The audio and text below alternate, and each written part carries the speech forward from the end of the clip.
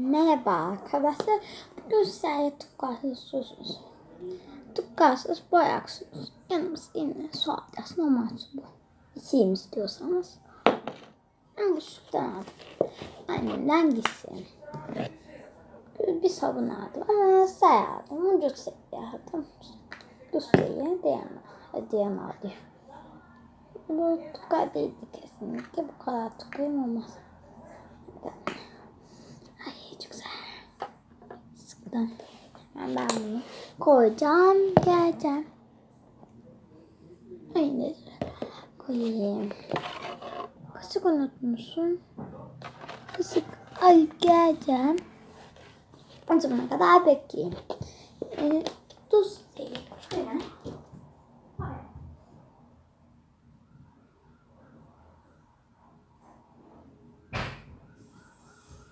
Arkadaşlar. Heyecanlandım da çakaldım karıştırmak için. Tamam. Koyduk. Ben sürmeyi yeniden koyacağım. Sürmeyi isterseniz siz. Az koyacağım arkadaşlar. Arkadaşlar sürmeyi. Tuz. Tuz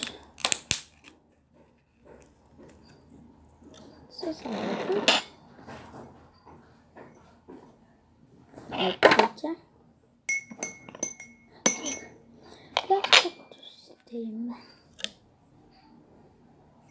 Hiç böyle hamuruma geldiği gibi koydum. Hamuruma geldiği gibi.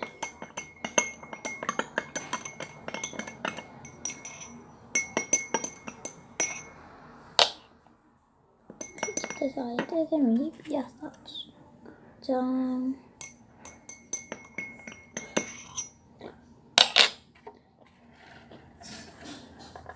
Hop.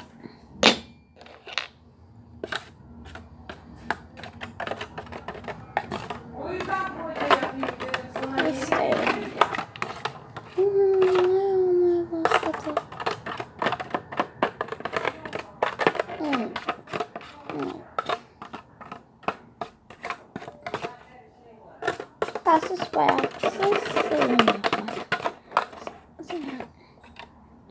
Az koydum, biraz daha tuzlu. Biraz daha tuz koymak istiyorum. Biraz az koydum. O kadar. Hadi kullanalım. Hadi.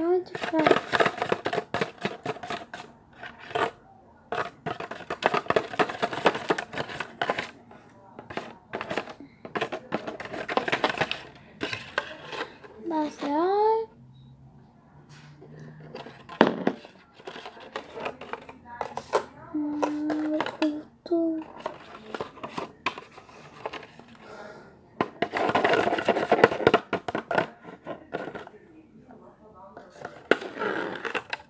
İğne alacağım.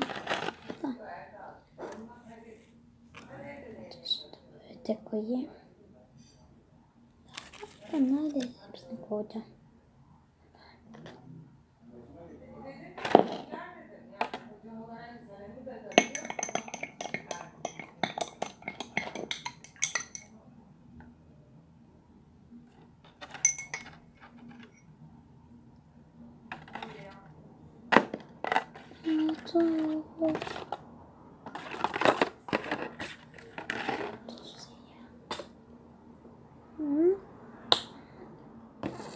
Şimdi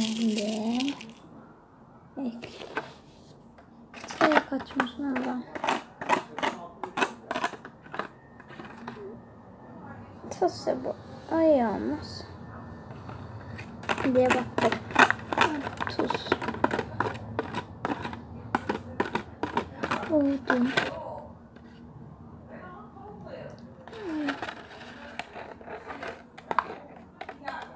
Bakalım bu yağaya geç. Olmadı. Tuz sevmiyoruz.